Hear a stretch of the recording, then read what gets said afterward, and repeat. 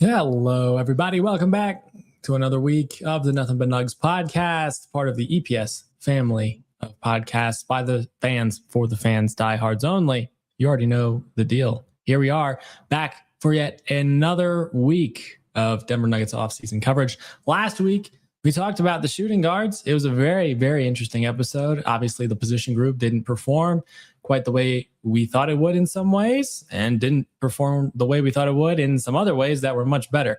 But now we get to talk about one of the most, if not the most, intriguing position group in all of 2025, 2026. That is the small forwards. So if you haven't checked out last week's episode, go ahead and do that. But you're here right now, and you're also not just here with me, you're here with Eric as well. What is going on, my friend? Just looking forward to talking Nuggets, my favorite position group of the year from last year. So excited to dive into the conversation. Yes, so am I.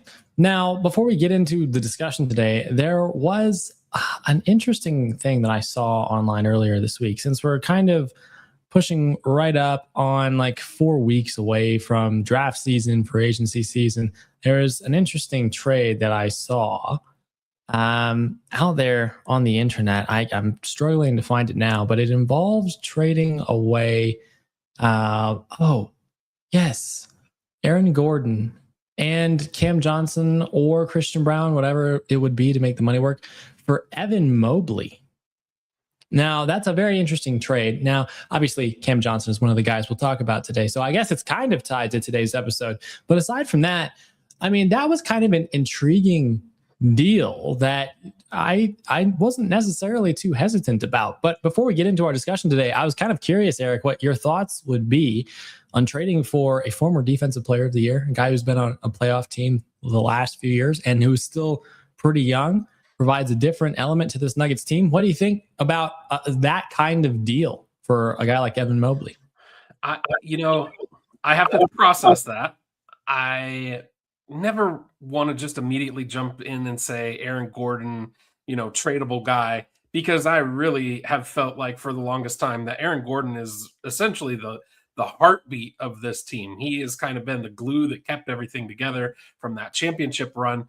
But we also know he has struggled with injuries over the last 2 seasons. Evan Mobley is a guy who I've highlighted a couple of times just in my off season, as I look at people and things that could work with regards to salary. He's definitely a guy who I've looked at multiple times. Defensive player of the year, number one. That's primary for us because we need defense. There's no question about it. But also, if you watched him in that Cavs-Knicks series, I mean, he is a stretch. He can definitely shoot the ball at a fairly decent clip, and he can be a guy that comes in and he could come in and provide not only that rim protection that we've talked about that is missing so drastically on this team, but also somebody who could maybe fill into that role of what you saw Aaron Gordon doing over the last couple of seasons, where he's able to, instead of just bang down low, he's also able to step outside and knock down threes when needed. So that's a really interesting option. If it were me, I think. However, look, the money has to work, right? That's the key. If it were me and I was out there trying to find trades and trying to find things, to me, we talked about him last week. Christian Brown has just, unfortunately, I like him, but he probably has to be a guy you try to find a way to get out of that contract if you have any hopes of keeping like a Peyton Watson on the team or a Cam Johnson on the team. I don't see a future where those guys all are still on the team together and we go out and make moves. I don't think that that's going to happen. Yeah, and it's interesting that they actively noted that Christian Brown's name is on the trade block too. I think it was Tim Bontemps who noted that earlier this week. So they are genuinely looking to clear up space here. And even with a guy that they extended at the first few weeks of last season, they're just putting everything on the table, literally like they said.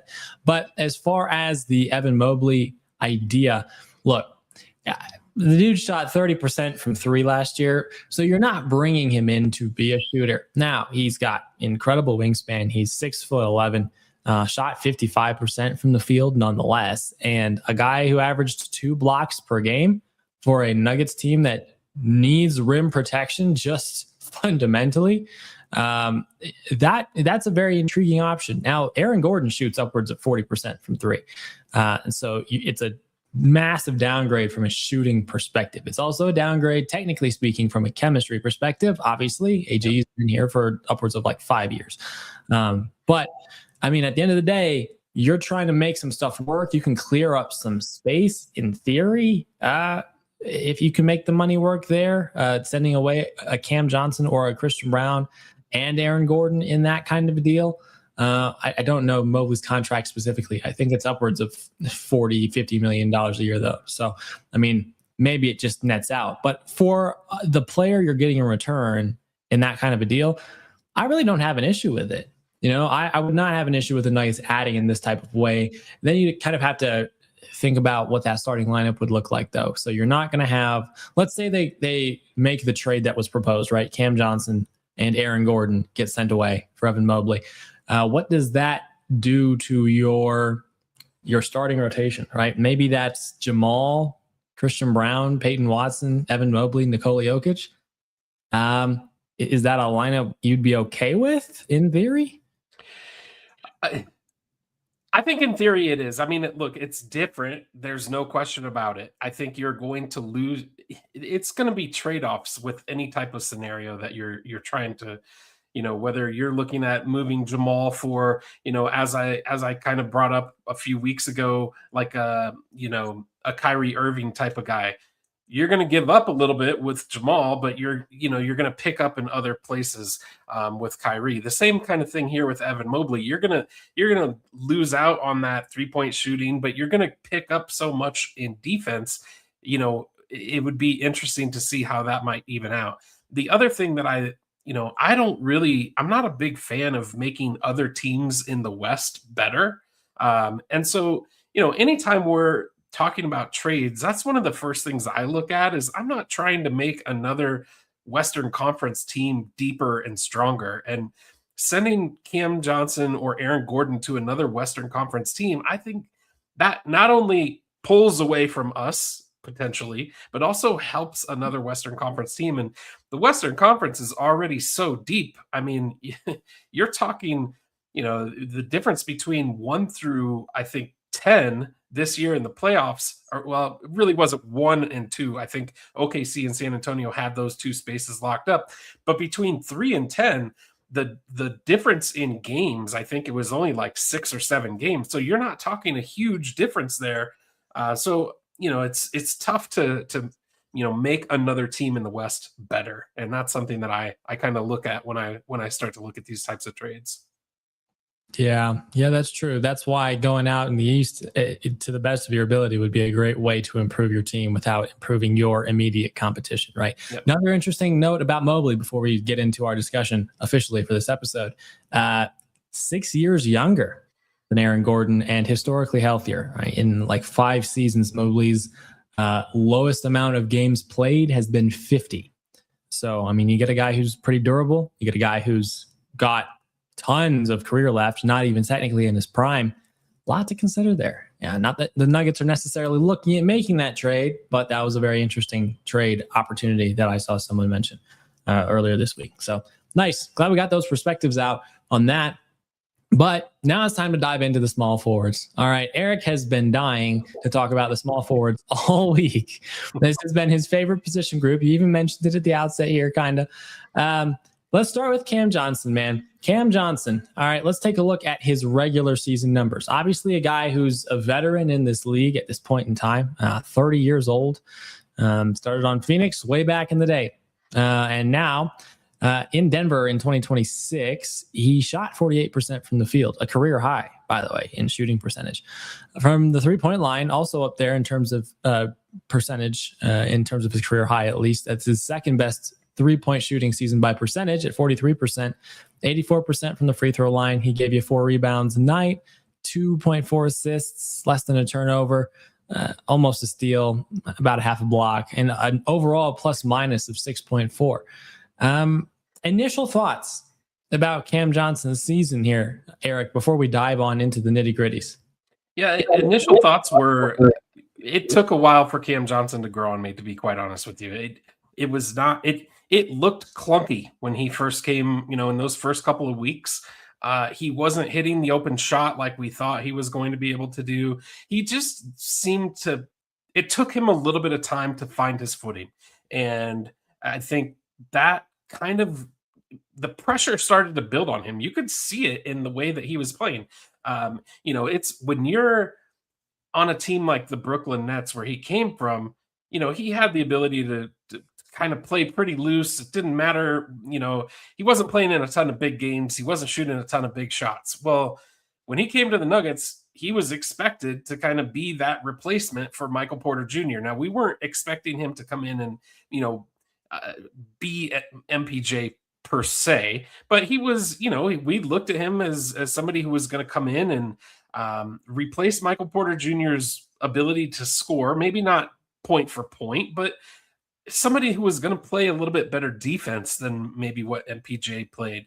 Somebody that was going to be able to space the court a little bit better and maybe be able to create a little bit more than what MPJ did.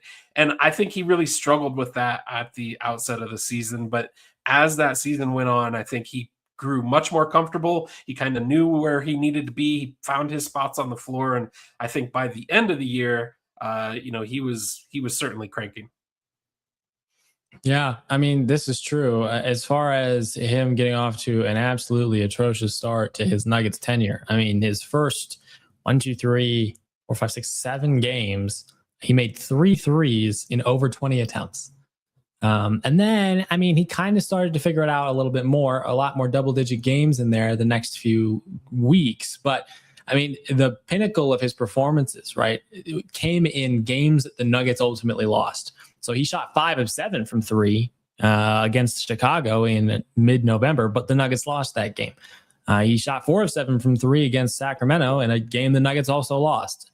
He shot 6 of 9 from 3 against San Antonio in a game the Nuggets lost. So it was kind of like a situation where literally everything that could have been going wrong for Cam Johnson went wrong. He started off poorly, and then in the games that he started to do well, the team didn't do well. So strange start to his career. And then at the end of December, obviously he gets hurt, misses extended time, and just not a great situation overall. But I mean, towards the back end of the season, he started getting his groove a little bit more. That's really why his statistics ended up looking the way they did. You take a look here. In February, he had 18 at the Clippers, 15 at Portland, 17 later on against Houston. He had 5 straight games actually in March where he scored at least 15 points, and the Nuggets won 3 of those 5 games. So he really did start to pick it up over the course of the season. But as far as his play style, because, I mean, you mentioned Michael Porter Jr. He was not necessarily brought in to be a Michael Porter Jr. type player, although they had very comparable statistics, like namely their ability to shoot threes, a lot of them, and at a pretty high percentage. But he was brought in with a more defensive emphasis and really needed to maximize his opportunities on those catch and shoot shots. And if you look at his shot distribution, 54% from 3, or at least in terms of the percentage of shot type that he took, 54% of his shots were threes, 46% of his shots were twos, and most of those were catch and shoot. And so the strange thing about this is that at the same time, he also took the fewest threes he had ever taken per game with the Nuggets this season. And so as far as his play style, how do you feel like the Nuggets did at implementing Cam Johnson into their rotations? Yeah, I think this is part of it that took some time, and then you had injuries that crept into play. Whether it was Christian Brown, obviously Cam got hurt, Jokic got hurt, so they almost kind of had to try to patch things where they could. But his play style, I think, once he really understood what his role was going to be on the team, I think his play style and his comfortability, his ability to be able to find where he was going to be able to make those open shots really started to come, I felt, a little bit more seamlessly. I mean, if you compare year to year stats, year over year stats with Cam, obviously I talked about he played in Brooklyn the year before. He averaged 18.8, so just under 19 points a game in 31 minutes. He dropped down to 12, just over 12 points per game, but his true shooting percentage went from 59% to 62%. So his efficiency was really pretty elite. I mean, his usage rate dropped from 23% down to 14% from a team perspective. So even though he had fewer opportunities, he was still making the best of those opportunities when he got them.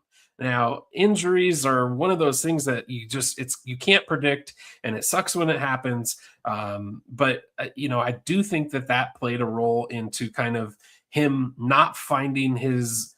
I think he was starting to get there, and then, like you said, in December, he picked up that injury, and that kind of it was like one step forward, two steps back, and it took him a little bit of time to kind of get back onto the train, so to say. Before he was able to really start to feel comfortable again, and you could start to see it as we approach the playoffs. I think those were some of the games that you had highlighted where he started to score a bit more consistently. But for me, he was a guy who I don't think anybody thought he was going to come in and do exactly what Michael Porter Jr. did. I mean, we clearly lost a little bit from a rebounding perspective because he's not 6'10" like Michael Porter Jr. Even though I think he still averaged almost just under 4 rebounds per game. So it's not like we had some huge drop off where MPJ was averaging 10 rebounds a game or something. He still was kind of in that mix. I would have liked to have seen a little bit more from him. I would have liked to have seen him be more consistent for a longer stretch than what we saw. And currently, we're really still talking about regular season. When it comes to the playoffs, if we're going to turn the page and talk playoffs, he didn't really improve. We didn't see some shift from him where he started to take on more, and his averages in the playoffs were 14 points a game, 3 rebounds a game. So he shot 50% from the field in the playoffs. He shot 31% from behind the arc in the playoffs. But ultimately, I think the Nuggets needed more from him in the playoffs. And that was part of the reason why, I think we struggled so much with, Jamal getting compressed on and not being able to run the 2-man game like we had hoped to. And then you combine that with the inability of our, whether it was a small forward or our other shooting guards, not really being able to knock down shots like we had hoped they would be able to. It really just all spelled doom when we made it to the playoffs. So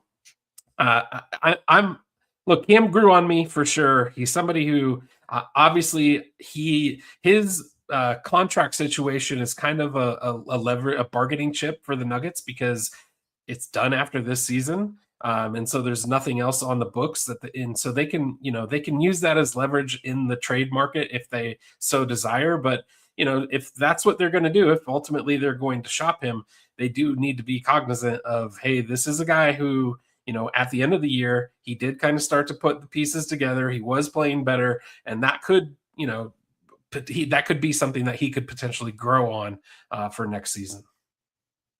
Yeah, this is true. Man, you mentioned Michael Porter Jr. again. If we were to run just the basic Michael Porter Jr., Cam Johnson comparison, looking back, obviously Michael Porter Jr. had a great year, right? He was the center point of a Brooklyn Nets team that was not very good at all. Okay. But 24 points per game, 7 rebounds, 3 assists. On paper, the numbers do look better. But if you dig a little bit deeper, what you'll notice is that Cam was actually both the better offensive rated and defensive rated player than Michael Porter Jr. in 2025, 2026. So Cam ended up fitting into the Nuggets offense nicely enough to the point where you weren't terribly upset that you lost Michael Porter Jr. Especially, the financial aspect comes into play again here too, right? Because it's not just that you got rid of Michael Porter Jr. because you didn't like something about his play style. his play style was great. Right? We liked Michael Porter Jr.'s play style, but with the other roster constrictions that we had and the areas that we needed to add depth, you just couldn't afford to pay a guy who's third or fourth option $38 million a year. And that would have, again, been an issue this offseason after the Nuggets extended Christian Brown. So they would have found themselves in a very similar situation going into this offseason. Maybe with a little bit more playoff success, one could argue, right? They lost in the second round last year. They lost in the first round this year. Might have been nice to have Michael Porter Jr.'s chemistry and overall just size, you might think, in a series like that. Mike would have gotten such great looks in the Minnesota series with how much they were hounding Jamal with Jaden McDaniels. Like, who's going to guard Mike at that point in time? I think he actually said that on a podcast at some point in the last few weeks too. Yep. So maybe that's where I heard that. But I mean, at the end of the day, you're in the situation you're in now. Cam Johnson filled in nicely enough for a Nuggets team that really did need to add depth elsewhere. If you don't get rid of Michael Porter Jr. last offseason, do you have enough room to bring in a guy like Jonas Valanciunas, like Tim Hardaway Jr., like Bruce Brown? Even though Big Val didn't end up playing very much in the postseason, during the regular season, he was very helpful on certain nights. And at a minimum, that was a need that the Nuggets had going into last season. So at the end of the day, that's just the way it ended up shaking out. And I'm not really too upset about that trade in retrospect. But I would like, I guess this kind of transitions into our kind of question before we move on to Peyton Watson. Do you want Cam Johnson on the roster next year? And do you think he met his expectations in 2025, 2026? I think he met the expectations. I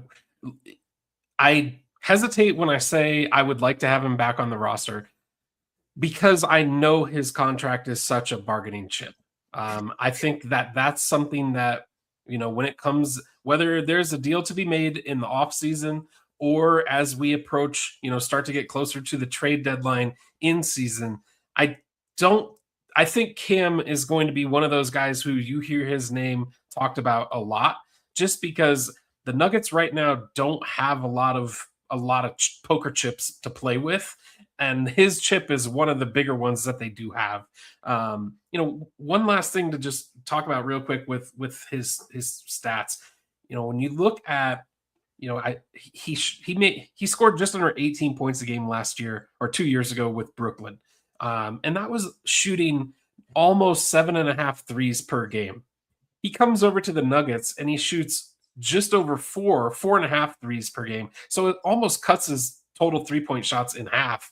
And is still able to average, you know, almost, you know, 12.5 points per game. So I think with those additional shots, you know, you may have seen him be able to put up closer to those Michael Porter Jr. type of numbers. I don't think he's going to average, at least he's not going to get enough shots in the Denver offense to average 25 points a night like Michael Porter Jr. is, because Mike's taking all those shots for Brooklyn. And like you said, they're not a very good team, so they're okay with him kind of shooting it as many times as he wants. Whereas with the Nuggets, it's a clearly defined offense that they run. It's not kind of loosey-goosey, and they're going to run most of it through Jamal and through Jokic, and he's going to be there to pick it up where he can. So again, for me, I'd like to have him back on the team.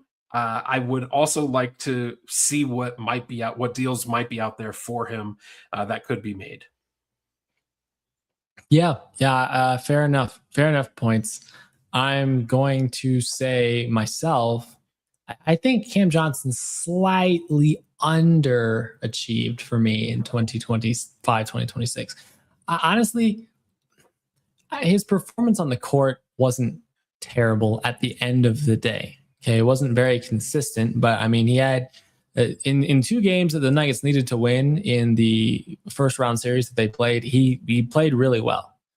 So he showed up when they needed him to, which is exactly why we got him in the first place. Right? He was traded for in the offseason for the postseason. That was a postseason minded acquisition. So, I mean, as far as that's concerned, that's fine. I didn't expect him to be as static I don't want to say poor, but that's what it felt like just watching it. I didn't expect him to be as static or as poor of a ball handler as he ended up being. You know, Michael Porter Jr. had worked on his handle over the last few seasons and had gotten much better at it. every time Cam Johnson had the ball, I just never really felt very comfortable with him in really any situation, especially with traffic around. And so, I mean, it was a miracle that by the end of the season, he started to make a lot more of some of those contested layups after handling the ball, maybe say around a pick and roll. But I was very surprised at how uncomfortable I was with his ball handling in 2026. So I think he's slightly underachieved from that perspective. A lot of the highlights I had seen from him on Brooklyn involved him being a ball handler a lot. And so that was something that I just had zero expectation for him demonstrating in 2026, that he just couldn't handle the ball confidently.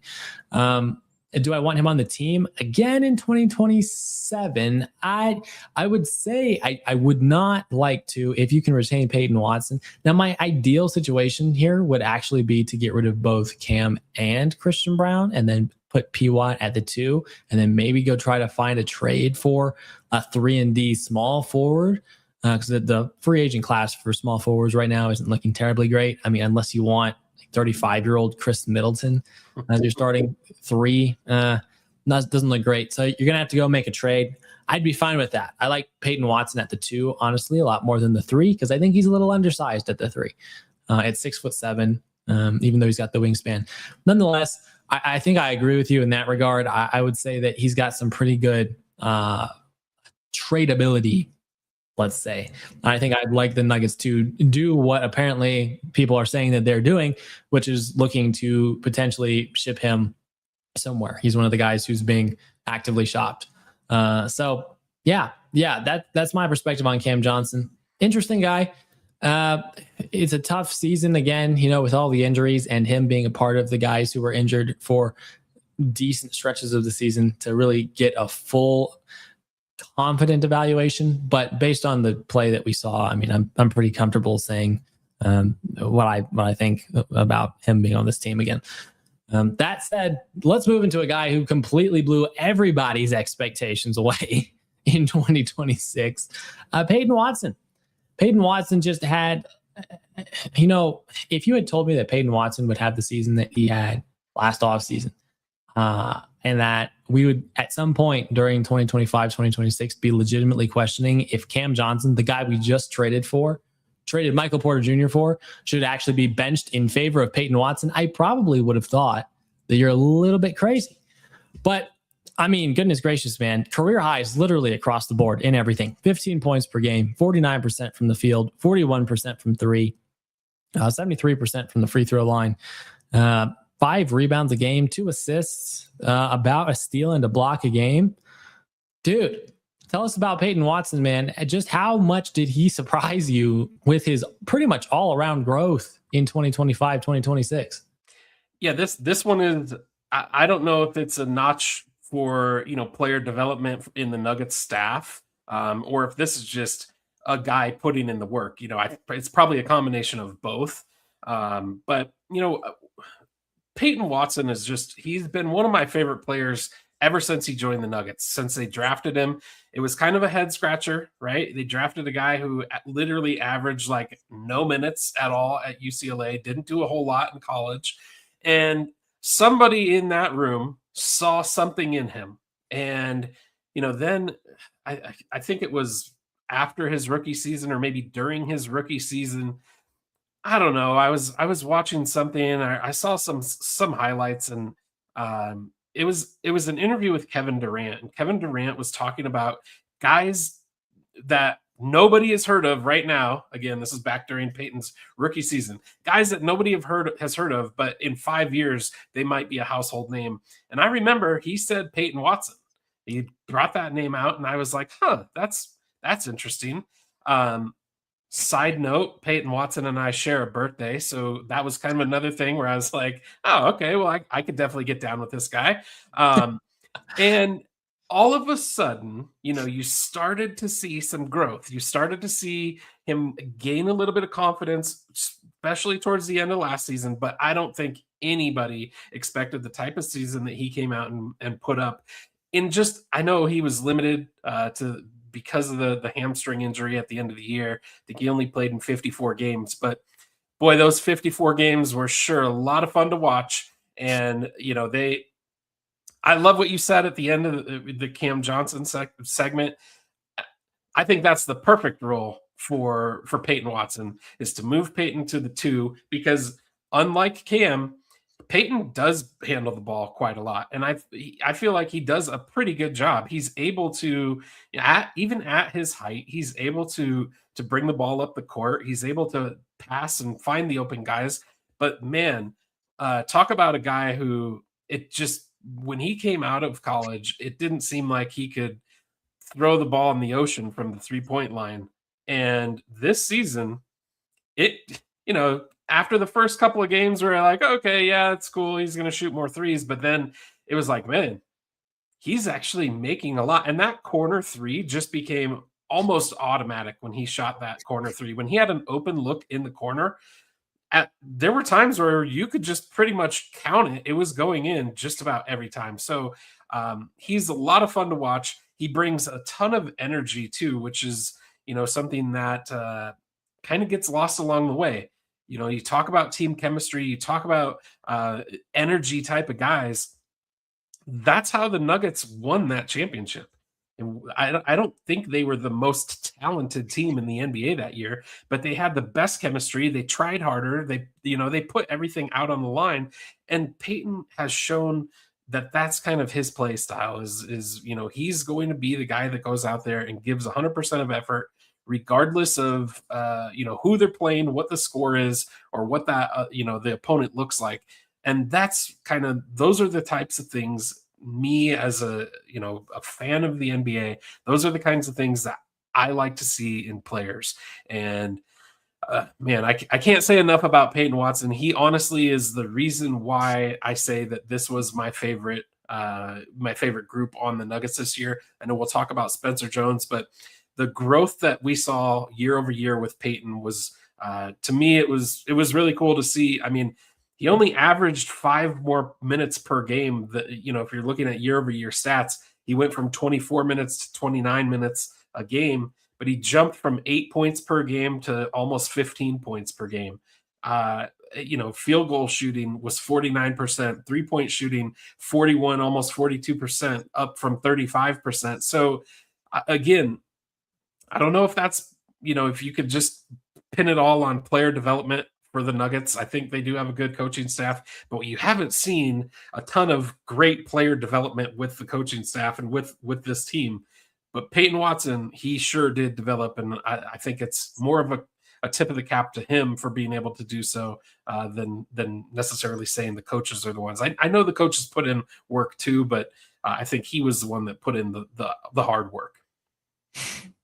Yeah. I mean, you could kind of feel that with some other guys on the team too, that this coaching staff is very offensive heavy, and it did really feel like everyone got better offensively this season.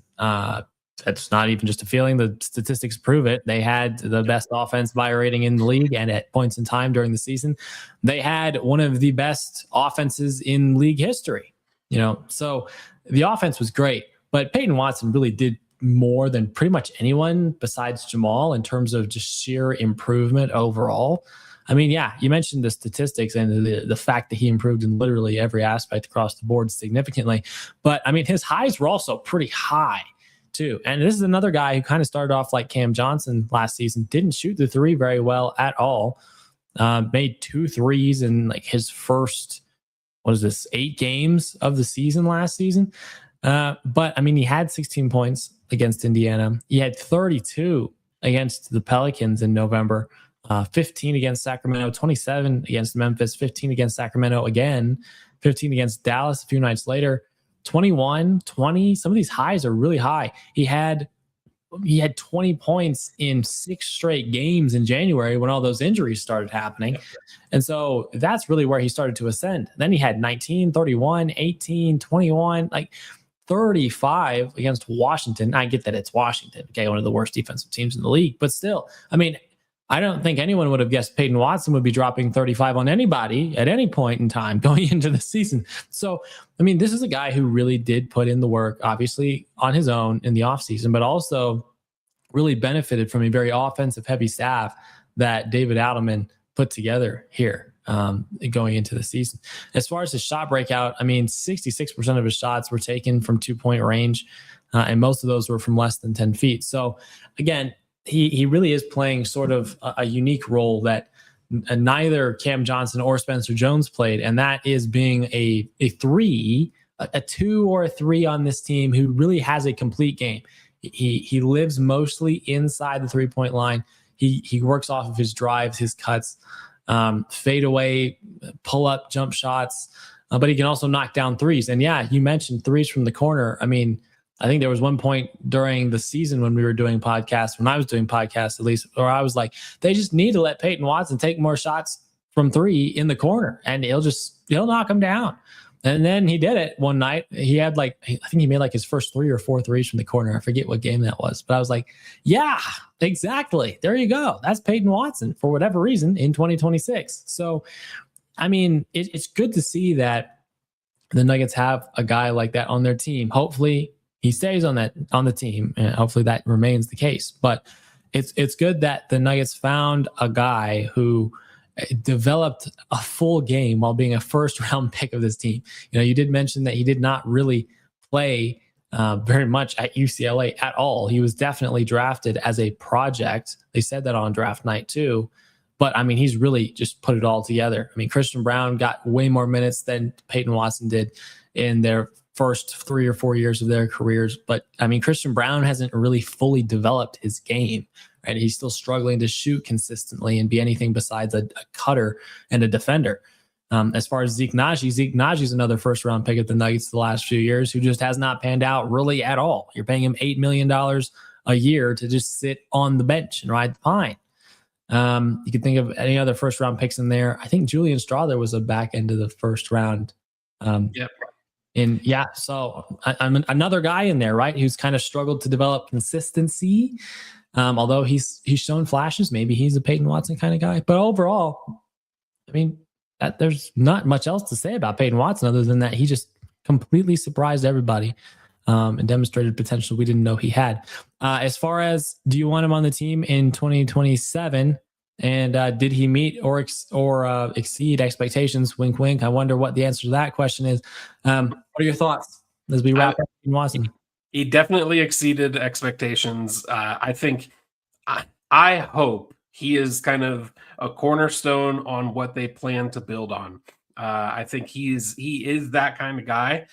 You talked about, you kind of highlighted some of his games. You know, that career high 35-point night against Washington, he was 10 for 16 that night, but 6 of 8 from 3. And oh, by the way, he had 4 blocks that game as well. Again, I know that's against Washington, like you said, not the greatest offensive or defensive team, but man, that's filling it up. And if you're kind of looking at guys who you want to try to build around, to me, that's a prime example of a guy who I would like to try and build around. Yep, I'm going to echo that sentiment. It would be, well, first off, yeah, exceeded expectations is an understatement. So yeah, phenomenal job, Peyton Watson in 2026. Do I want him on the team again? Here's the thing, right? I want him on the team again. I want him to be their starting 2 guard in 2027. Obviously, the money makes it tough, but I think they should do whatever they can this offseason to create the opportunity, not just to re-sign him, but to make him the starting 2 guard of this team in 2027. But now here's where the interesting part comes in. He dealt with injuries towards the back end of the season. And the way that that'll impact him in 2027 is yet to be known. Right. I mean, I think it's much more likely in my mind that Peyton Watson becomes the Peyton Watson, and if not a better version of the Peyton Watson than we saw in 2026, than it is that Christian Braun significantly becomes a better shooter and shot creator in 2026, 2027. But I mean, there's always just that element there that's in the back of your head. Like, he had a great out of the blue season, right? Can he keep that up post injury? Twice, right? He got injured, came back, got injured again. It'll be interesting to see how the offseason goes with his recovery. But for now, yeah, obviously I want him on the team again, and I would love to see him start at the 2 instead of the 3. But if you re-sign him to play the 3, it's not an issue for me either way. So yeah, that's Peyton Watson. Now we got to move into our final guy of the evening, final guy of the group, Spencer Jones. Spencer Jones kind of just, I think they signed him as an undrafted free agent in 2024, 2025 or something like that. This was a dude who was he was just there kind of as a two-way player, not really thought of as much of anything by anybody, except for maybe people who watched him just dominate at Stanford. Did not do much his first season. Got like 6 minutes a game in 2024, 2025. Then last year, he was forced into some significant playing time. And for a guy who is his size in his position, did really well, all things considered. Okay. Averaged about 22 minutes per game, 6 points, 50% from the field, 40% from three, 3 rebounds a game, about an assist a game, under a turnover, about a steal, half a block. What do you think of Spencer Jones and his performance in 2026? I mean, he came in with essentially no expectations, right? I would say nobody really had him on the radar of guys who would be starting in the playoffs. So from that perspective, I think he kind of was a home run. You're right, dead on. He was an undrafted player. Played most of the season as a two-way player. Kind of hit that limit of how many games you can play as a two-way player, and the Nuggets had to do something. They either had to sign him to a contract or not be able to have him for the playoffs, which, I think at that point in time, you're dealing with Aaron Gordon not knowing where he's going to be. You had Peyton Watson with the hamstring injury. You had Christian Brown, trying to work his way back from an ankle, and, heaven forbid that anybody else got injured or dinged up. So I think the Nuggets kind of had reached a point where they had to make that decision, and I think it was a good decision. I think it was the right decision to go ahead and get him on a contract and have him kind of be part of that core. He was a guy who, as you mentioned 2 years ago, he played in 20 games. He started 0, averaged 6 minutes a game. He jumped this year to playing in 64 games. He started 37 games and averaged 22 minutes a game. Those are big jumps for anybody who goes from, kind of a rookie deal or, almost a nobody to somebody playing pretty consistent, pretty big time minutes for a team that was considered to be, for much of the season, a contender in the West and, possible championship contender. So I think he was somebody who, again, a lot of people probably didn't know about him. I'll raise my hand and say, look, the most I knew about Spencer Jones was he had an active LinkedIn account. I'm on LinkedIn pretty often, and I knew he was on there. So that was how I knew Spencer Jones. But then he started to have games where he was putting together. We always knew he kind of could play defense. Like that was kind of what they put him in for was, okay, well, he's probably not going to go out there and knock down a bunch of shots, but hopefully he can slow down, some of whether it's their 3 or their 4, sometimes he'd be put on the 4. But hopefully he could slow that person he was guarding down. But then all of a sudden he turns into a guy that can shoot the ball at a 50% clip. He can knock down threes at a 40% clip. And all of a sudden now you've got something. Now his 3-point shot, even though it goes in, does not look pretty. But that's okay. It doesn't have to look pretty as long as it goes in. But look, those are the kinds of guys that you sometimes during an NBA season, you've got to be able to find guys that can go in there and play minutes and get the job done. And I think ultimately that's what he was a guy that the coaching staff kind of figured out relatively quickly. I don't know why Adelman had such a soft spot for Spencer Jones coming into the season, but it seemed like he got the call quicker and more consistently than we've seen with guys in the past. Peyton Watson's a good example. He didn't really get a whole lot of minutes when Mike Malone was the coach, certainly not in year 1. In year 2, you kind of start to see a little bit. Zeke Naji is another type of player where they just don't get those consistent minutes. And coming into the season, I thought, well, if we run into injuries or if we have, struggles along the way, Zeke might be a person that the coaches turn to see what do we have, what can we do. And quite honestly, it seemed like they skipped over Zeke and went straight to Spencer Jones. I know they're not the same player. They don't play exactly the same game style, but I think that speaks to Spencer's ability to, practice the right way and play the right way and come in and be able to get the job done. And I think he did a phenomenal job at that throughout the regular season. Yeah, I mean, this is true. This is very true. He was, again, just based on all the injuries and all the inconsistencies that they had with rotations, he was a guy who kind of demonstrated the most extreme game-to-game performance fluctuations. I mean, he had 28 against Dallas in December, 4 of 6 from 3, 11 of 15 from the field. And then the very next game, he plays 17 minutes and scores 1 point. Yeah. So, a lot of single digit outputs here from Spencer. But to be fair, they didn't really let him do very much consistently other than shoot threes. All right. 55% of the shots he took in 2026 were threes. And most of them were of the catch and shoot variety. So he was kind of, it's almost apparent that that's what the Nuggets were looking for out of their small forwards, guys who can just catch and shoot and play defense. And so Peyton Watson was kind of the odd guy out there in that he was a much better ball handler and just scored a lot more inside the paint and from mid-range. But I mean, Spencer Jones kind of fit the mold, kind of similar to Cam Johnson. But Spencer Jones, man, no expectations, like you said, coming into the season, and really did demonstrate that he can be a solid 3-and-D player in this league, quite honestly. I mean, this is pretty much his rookie season.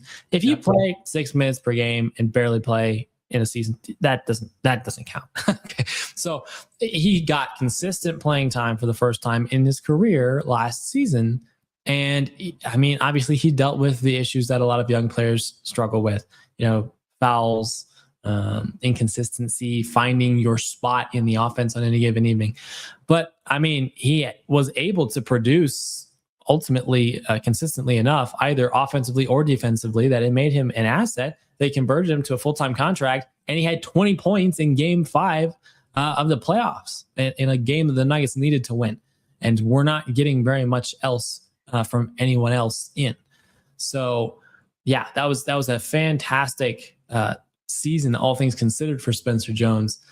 We'll just move right on into it with Spencer. Do you think another pretty obvious answer, but do you think he exceeded expectations in 2026? And do you want him on the team again in 2027? He is a restricted free agent, I believe. Yeah, restricted free agent. So it certainly exceeded the expectations. Like I said, I don't think anybody had any expectations for him. You're talking about a guy who, barely played. So the fact that he was getting playing time, to me, even if he wasn't going out there and putting up the 20 points per night or 20 points a game in the playoffs type of performances, I think it was still a win for him on the season, just being out there to see his minutes increase. As far as him being on the team, I think a lot of it depends on, what we're able to do, what other moves we're able to make. But I wouldn't mind having him on the team. He has certainly shown that he can fill a role that I think is a valuable role. The NBA is full of role players who do their jobs at a very high level. And I think sometimes you have to find those guys who are able to just fill a hole. You're able to do a couple of things at a very high, clip. And look, Spencer Jones, I think time will tell if he's able to do that, consistently year over year, or if he was kind of a flash in the pan. We'll see. But I don't think, just the way his game style is, or his game, the way his play style is, I don't think he was a flash in the pan. I feel like, being a 40% 3-point shooter isn't something that you just roll out of bed and are able to do. That takes work to do that. And if he's doing that with, limited play, I would imagine there's room for growth in there as well. So I think he's somebody who they can definitely keep as kind of a backup on the team, and hopefully we're able to fill other pieces. I do think that he fits well with the team chemistry. He seems like he's pretty well liked. He seems very coachable. So all of those things are positives for him, and kind of positives for the Nuggets. I don't think, sometimes you don't have to look very far for the things that you need the most. And Bruce Brown, when he left after that championship year, I think, look, I'm never going to fault a guy for wanting to go out and make money.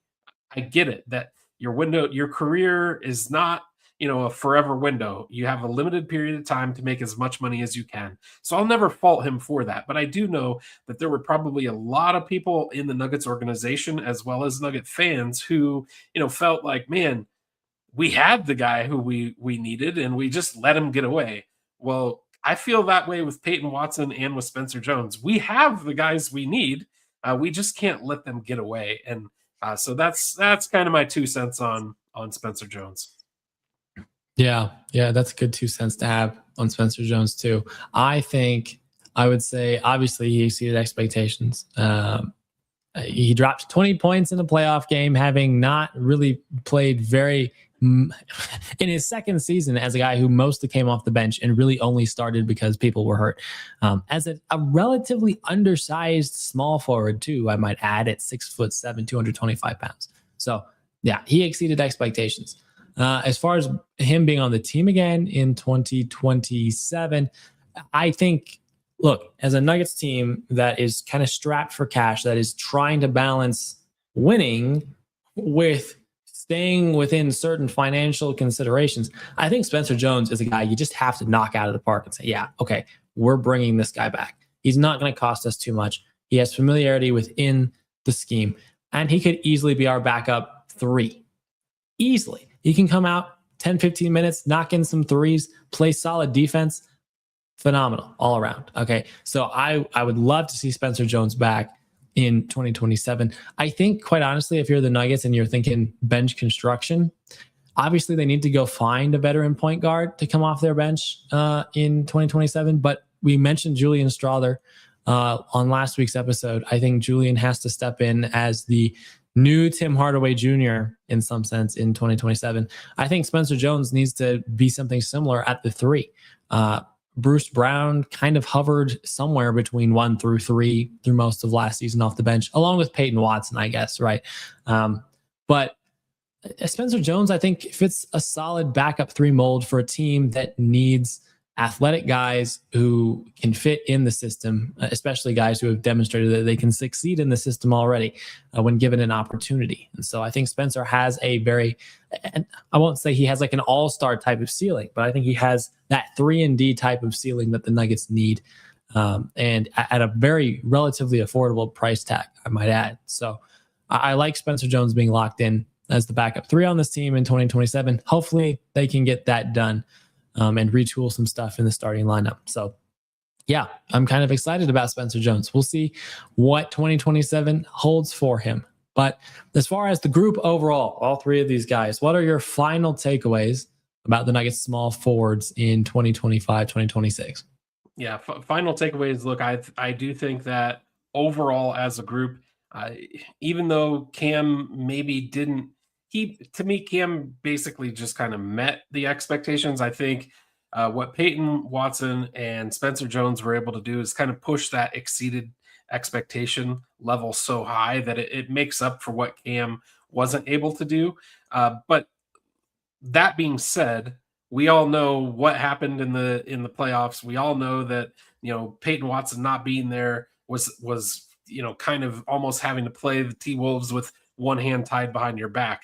You're missing one of, if not your best defensive players, certainly somebody who could guard out on the perimeter, somebody with a super long wingspan who can maybe be a little bit of a rim protector against some of those guys, and maybe play a little bit more matchup against the length of Minnesota. So I would have really liked to have seen how that would have played out.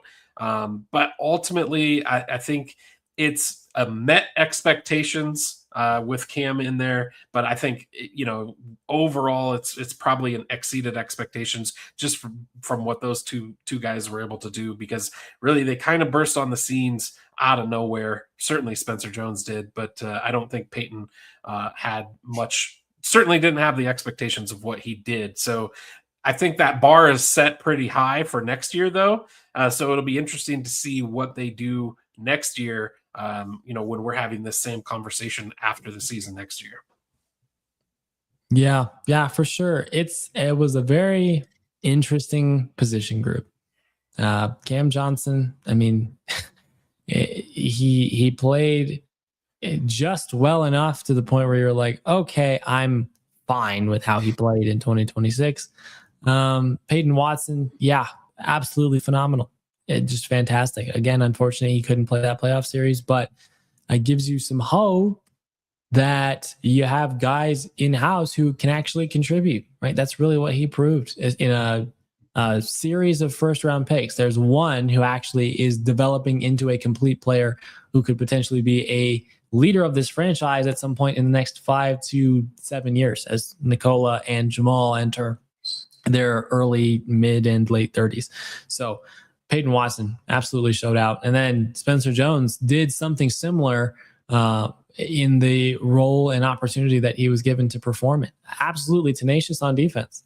And I think that's really the highlight there, too, is that each of these three guys, for what they may have not done offensively or not been available to do, let's say, for injury reasons, they all played really solid defense. And for a Nuggets team that ended up being mid to sort of bottom half of the league in defensive rating, that was really, really valuable. It was just nice to know that you had at least one position group that was healthy enough, generally speaking, and good enough defensively, consistently enough on guys pretty much 2 through 4 to the point where you're like, yeah, they'll go out there and they'll hold it down because we know that the guards struggled defensively. We know that Nikola is not the greatest at rim protection, although he's good at other things defensively.